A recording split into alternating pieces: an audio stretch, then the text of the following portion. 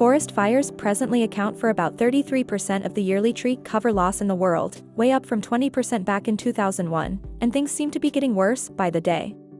That's why, superfluous as it may seem, a reforestation effort ran by South Korean carmaker Hyundai could make all the difference in slowing the trend.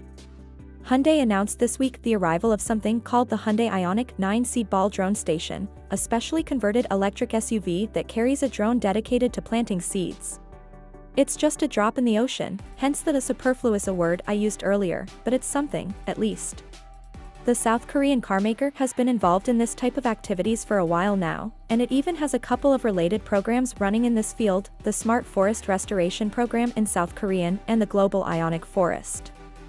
Part of those efforts, it presented to the world back in 2023 the IONIQ 5 monitoring drone station, it too a slightly modified vehicle meant to help authorities in the home country keep a tab on what's going on with the nation's forests. The IONIQ 9 announced this week builds on that but adds a twist. Instead of being used to simply monitor what's going on, it can do that as well in the wild. It will take a more active role in reforestation efforts by launching a drone capable of efficient tree planting in hard-to-access areas by dispersing clay seed balls from the air. The SUV is your standard IONIQ 9, mostly, but it has been fitted with a built-in drone takeoff and landing platform at the back to support the operations of the seed machine. Additionally, all the required hardware to allow the vehicle to supply power for the drone's operations have also been included. The interior of the SUV, especially the part at the rear, suffered other modifications as well. Hyundai installed a swivel seat to allow the drone operator to have a degree of movement freedom, but also dual monitors and a PC dedicated to the operation of the drone, complete with an integrated control system. The vehicle was developed with help from reforestation solutions and technologies startup guru ENT. Hyundai hopes that by using an electric vehicle for this task instead of a conventional ICE one, it will have a minimal impact on the surrounding ecosystem when deployed and in operation. The IONIQ 9 drone carrier will be at first deployed in the Ulsan area on Korea's coast, a place badly affected by wildfires in 2022. Hopes are that the seed SUV's reforestation efforts will help the area recover to some extent over the coming years. The way this whole thing is supposed to work is pretty simple. The electric SUV drives as close as possible to the target area and releases the seed ball drone when it gets there.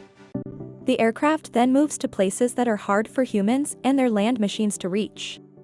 The drone carries clay spheres containing a mixture of soil, organic matter and seeds, which it drops from the air in the hopes they stick and will eventually turn into the brand new trees of a brand new forest. For the rest of us, not directly involved in reforestation efforts, the Hyundai IONIQ 9 remains one of the most compelling choices in the segment.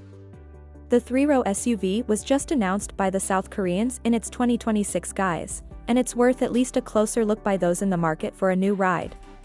The SUV comes with an electric powertrain capable of 3 different outputs, depending on versions: 215 horsepower on the RWD-S, 303 horsepower on the AWD-SE and AWD-SEL, and 422 horsepower on the 3 performance options. The maximum range the vehicle's battery allows for is some 335 miles, while recharging the thing from 10 to 80% takes as little as 24 minutes when using a 50 kilowatts DC fast charger. Back in May, Hyundai also announced the pricing for the 2026 IONIQ 9. There is a total of 6 variants on the table, and the cheapest one, the RWD-S, which also boasts the longest range, is going for $58,955. At the opposite end of the spectrum sits the performance calligraphy design, which retails from $76,490, not including the $1,600 in freight charges. The difference compared to the entry level is justified by a series of extras imagined for this one.